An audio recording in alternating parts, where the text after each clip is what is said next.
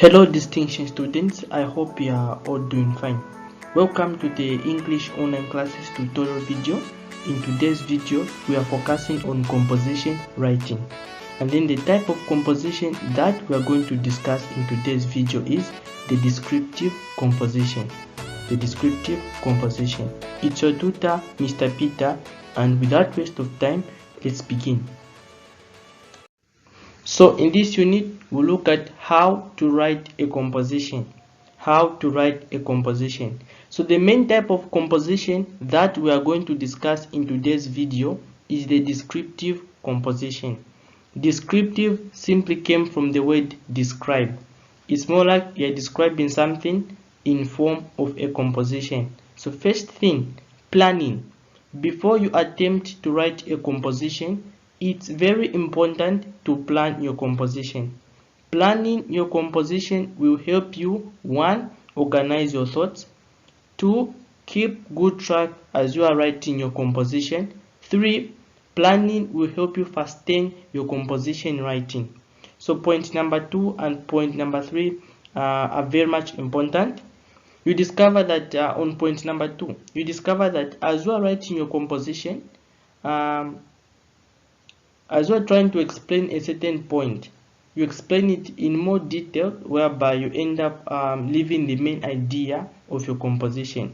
Okay, it usually happens to those people who don't plan before writing a composition. Okay, and then point number 3, once you plan your composition, you discover that the way you write your composition will be more faster compared to a person who hasn't planned before writing a composition. So it's very much important to follow these 3 points before attempting writing a composition. Other important things to consider when writing your composition.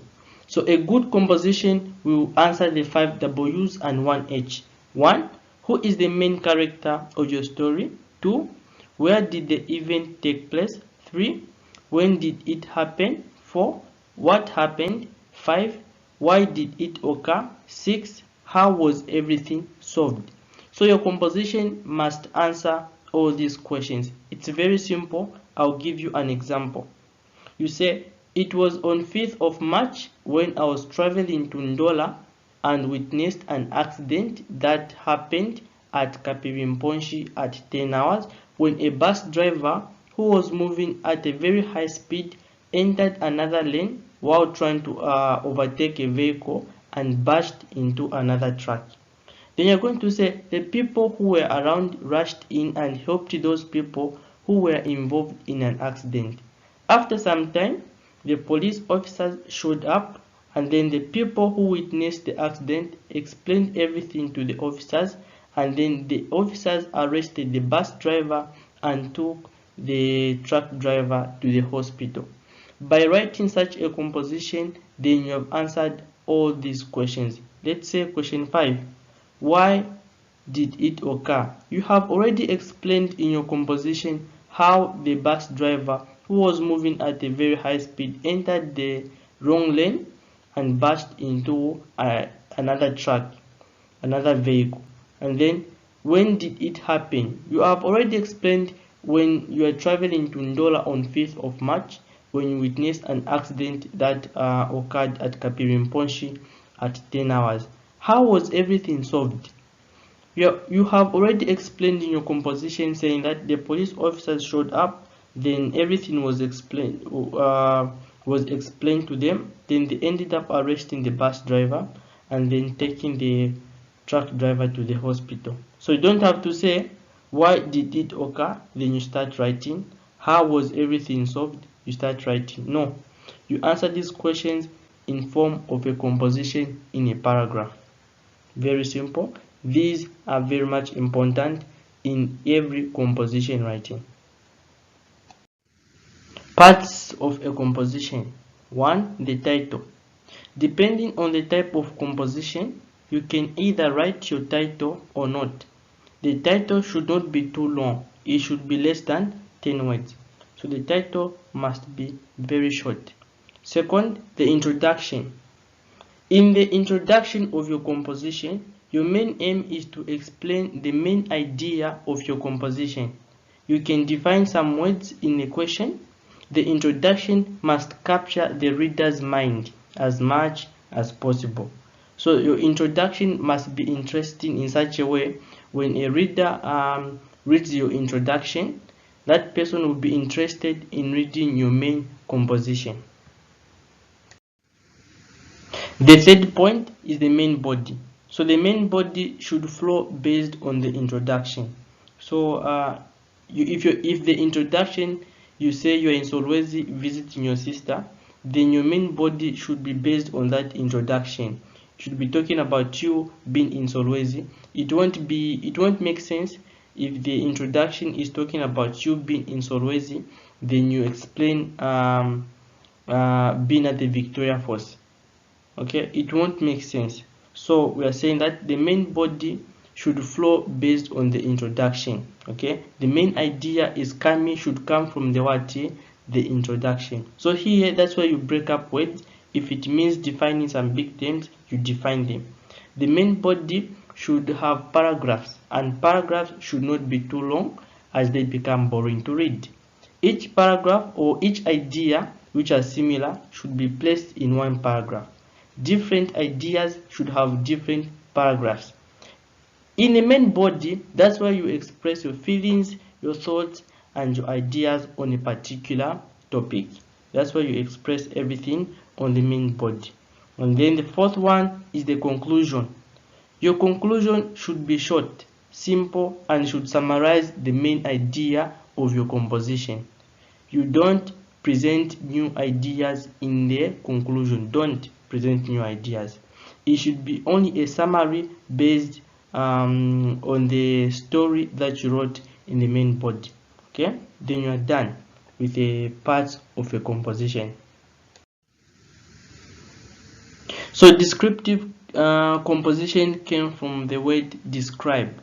To describe is to give details on a particular thing, people, etc. So therefore, we can describe many things, some of which include people, houses, car, and many more. How to describe a person? So now we're going to look on important things or important points to take note on how to describe a what? On how to describe a person. So whenever you're describing a person, you need to describe the person's height. Describe the person's height. You can also describe the type of clothes that he or she wears and the style. And then you can describe the personal behavior. Example is the person kind, rough, tough, troublesome. Show their characters through their action, words, and manners. You can also describe their body color. Are they light in complexion, dark in complexion? You have to make sure you describe even the small details like if they have a scar on their face. Interaction with other people. You can describe how that person interacts with others. It might be your uncle, your aunt. How do they interact with others in a family? How do they interact with other people? Okay? Descriptive composition is all about describing everything, even the smallest details. Apart from describing a person, you can also describe a place. Okay? Let's say you are friends at school, and then you want them to come at your place on a Saturday. How can you describe your home or your house to your friends so that when they at least come at your area trying to look for your place, they'll be able to have an idea based on how you described your house. If your house is blue, you just say, okay, once you come in this area, on the left side of the road, you find the blue house, and then it has a fence. The fence is not yet finished. You describe everything. If there are plants at your yard, you explain everything. There are 2 trees at this location. You're describing in such a way a person should not be lost. Okay? How can you describe a place? Well, we'll describe the color of the house, e.g. if the house is painted blue or not painted. The fence. You're going to describe the fence. Is the fence finished? Is the fence painted? What is the color of the fence? The color of the gate? Is there anything at the gate? Beware of dogs. You describe everything. The trees. You're going to describe the type of tree that you have at your place. Okay, you're describing a place to your friend. You want a friend to visit you. Just tell them, okay, once you come in this area, you find the blue house, and then the fence is painted, let's say, white, and then there is a poster on the gate that is saying beware of dogs, and then just next to the gate there is a small guava tree. Once your friend, they just locate any area, any blue house, they will say he or she talked about the guava tree next to the gate. Is the guava tree next to the gate? Yes. Okay, we have found the place. That's how you describe a place. If you're describing a house, you describe the outside part. You also describe the inside part. Okay. If you know the inside part, you describe where is the TV located, the chairs, what is the color of the chairs. You describe everything. It's all about description. Make sure you describe even the small parts, even the small things. You make sure you do what you describe. That's why you get more marks in a descriptive composition.